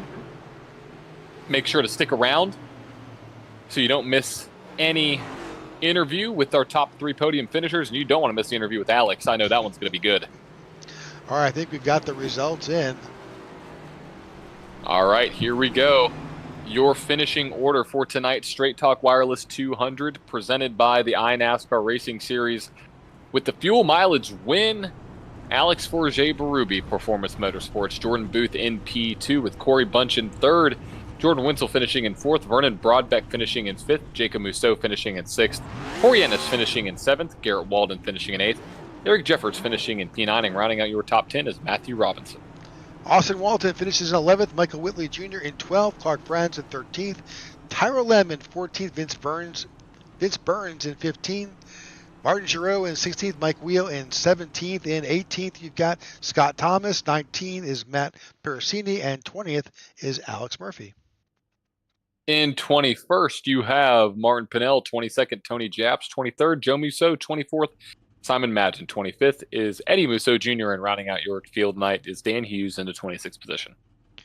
All right, so stay tuned. We expect to have a driver into the in the booth with us momentarily. We're expecting Corey Bunch first up. We'll see if we can get Corey into the broadcast booth, and there he is, right on time. All right, congratulations, Corey. You guys tried so hard, but just a great race. I know, man. I wanted to get him so bad. I wanted to get him so bad, but hey, I'll tell you what, this team has really kicked it up a few notches, getting this ready for this championship round here. So we're I had a knack for this track. Seemed pretty good. Feel like I had the upper hand on Booth, but I think when the track cooled down a little bit, he was able to really be more aggressive, and I just had him by that much. So. Yep, it was super close. Absolutely. We were, as we sat here in the booth with this race, it was pretty much a fuel mileage race. But when we saw, as we were watching the driver counts go and the lap counts go, and we saw both Matt Robinson and Alex Forget stay out, like, these guys have got something. They've got something up their sleeve, and sure enough, they were saving fuel. Yeah, they definitely pulled it off for sure. So props to them, and especially Alex. I mean, that's a heck of a job for. He's done that at Pocono, and then now he does it here. So I just don't. I think someone needs to inspect his fuel tank or something, because I think there's an extra gallon or so in there somewhere. But out of the way, nice job by him. He keyed up, and he's like, I don't think I've got enough to do a burnout. So that's how close it was. So, but yeah, it was just a heck of an effort. We had nothing to lose, so we just went out there and we just kind of just did what Booth did on that final pit stop, and then it kind of just went on offense from there. Well, your team did great. You wound up in third. Eric Jeffords wound up in ninth. Michael Whitley in 12th. Really a good push by the Full Throttle Motorsports guys. Yeah, it's a good showing by everybody. I mean, I just got to thank them for the nice job. Bring fast cars out here. I was kind of hoping Whitley would have had a better performance, but I think he kind of had some little bit of an issues going out there, because going into Martinsville, he's at a must-win now. So, but either way, this number 77 Ford Mustang has been daggone stout, and like I said, we're going to try to see if we can do anything at Martinsville, and then to it all comes down to Phoenix, and then we'll see if we can try to get ourselves a championship for these guys. All right, any other shout-outs tonight? I just got to thank Josh and Scott for the league. They put on these great races, and I'm just glad to see these less cautions that we've had been back in the beginning of the year. I mean, just great flag racing. It's just been super stellar, and I couldn't be happier. And then thank you guys for broadcasting this wonderful league as well. Really showing out that we're racing side by side and not really having 20 cautions or so in a race. We probably maybe had what, 2, 3, something like that, I 3 at think the it was max. just two. We had one caution, which was the first spin by the 55, and then we had the stage caution. John, was that it? Yeah, I believe that was it. Yeah, I think that was probably it there. And we saw I think it was Vince and one of the Musos. They spun on the back and hit the wall and stuff. And I'm thinking, oh man, this is going to change everything if that caution comes out. But luckily it didn't, and we was able to finish it out. But yeah, just great job by everybody that's contributed, and I can't wait for next week. Sounds good. All right, there's Corey Bunch finishing in third here, and with that, we'll bring Mr. Jordan Booth into the booth. Jordan, congratulations on your second place. You tried to run him down. Yeah. I bought this track on Monday, and so I really didn't think I was going to be any good, but apparently I was just good enough to get out fuel saved. Yeah, we as we were saying to Corey a second ago, we got an inkling of what Alex was doing, and both him and his teammate were definitely in the fuel saving mode, and it was when you came down and split the stage, I'm like, that's the conservative way to go. You knew you had to stop twice. Let's just divide that time in half, and I don't think anybody really thought you could just go on one stop. Yeah, after the first stage, we all kind of knew that the one stop was in play, because that first stage we all saved from, lap 8 whenever we went green to the end. And I mean, I knew I could do it. I just didn't want to do it, to be quite honest with you. I wanted to race and have fun, and that was a blast with Corey. I mean, we finished side by side for second, which was fun. So we knew it was possible, and I saw Matt Robinson was kind of struggling a little bit. So I was like, okay, maybe Alex is just saying, screw it, I'm hoping for a caution. And clearly he wasn't. So, I mean, this is 2 times this year that he's done that to me. Yep. I don't love losing like that, but, I mean, hats off, I guess. Yeah. I guess a win's a win, right? Yeah, I mean, they don't say how, they say how many. Well, still a great showing by yourself, a good race, and certainly a great effort. So, Yeah, I appreciate it. any shout outs tonight? Yeah, for sure. Gonna give one to Mike Wheel. I mean, just sit cars every single week. Hopefully I can get him to whip me up something cool for the championship 4, since I've pointed my way in now. So that's cool. Yep. Give one to Matt Parasini and Garrett Walden for being in the chat and listening to me rant about fuel saving. And then you guys for broadcasting it as always. It's good to go back and watch what I can do better. So appreciate it. You got it. All right, that's your second place finisher here at Homestead-Miami. That's Jordan Booth. And with that, we'll bring Mr. Alex Forget-Berube into the broadcast booth. Alex, if you're listening, I think you're on mute. There you are. Congratulations. Congratulations on your win. We were marveling, and you'll hear it if you go back and listen to the replay on your fuel saving. We had an inkling that's what you were up to, and man, you definitely pulled it off. Yeah, Maddie, my teammate tonight, made me doubt about it a lot of times because we were both on the same strategy, and he was talking to me a lot because I was concentrating, and he was like, "Oh, I'm this short, and I look at my fuel, I'm like, "But I'm 0.8 good. What's going on? Why am I doing something different?" And then he pitted 1 lap before me on the Yep. green flag pit stops.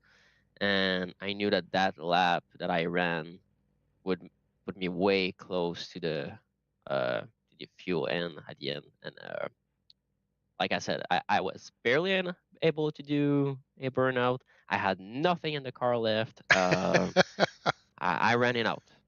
Well, it paid off because that extra lap that you pulled through at lap 92, coming in right there, the amount of you were backing up pretty far as we were able to jump into the car and just watch how you were saving fuel. It was a master class in fuel saving. Thank you very much. Yeah. When we pitted after the stage caution, I lost a bunch of position that I gained during the stage, and when we pitted and I came back right behind those guys that I was saving fuel, I was like, "Hey, I still have space. I still have pace. That's cool." even if I'm saving fuel. Yeah, absolutely. All right, any shout outs tonight, Alex? Well, I gotta thank everybody on the car tonight that makes my racing performance that good. So Chapman Environmental Services, All About Bugs, Ultimate Exterior Lightning Gutters, Butt Kicker, SGDC, Maxi, and for the first time, I can finally say somewhere that I am a proud member of the Toyota family now. So thank you to Toyota. There you go. All right, congratulations. So next week we're at Martinsville. Of course, now you've won your way in to the championship. But next week is Martinsville. What's your thoughts on Martinsville? I'm gonna take it easy. I was really afraid to come in that race and be really short to the cut line, but since we just won tonight, that won't be an issue. So I'm gonna take it easy and prepare myself for Phoenix because it's also a track that I'm not hyper confident, but we'll see how things go. All right. Well, there you have it. There's your winner tonight, Alex Berrubi coming in first. He was below the cut line. Now he's all the way qualified now as to make it into the final four for Phoenix. John, any other words for tonight? Just want to say congratulations to Alex on a phenomenal race. I mean, that was absolutely incredible. One of the best performances I've seen here on the IWM Broadcast Network. So shout out to you, and make sure to tune in, everybody, to the playoff race next week, the cutoff race for the round of 8 for the iNRS series, and also tune into the Tech for Troop Cup series on Wednesday nights. We are nearing our playoff season. Next week is Talladega. It's the cutoff race before we get to the actual playoff season. So last chance winners, or it's all going to be in store for you next week. All right, there you have it. All right, folks, thanks for tuning in. We appreciate all of you that stayed with it through the entire broadcast, and we'll see you next week. Good night.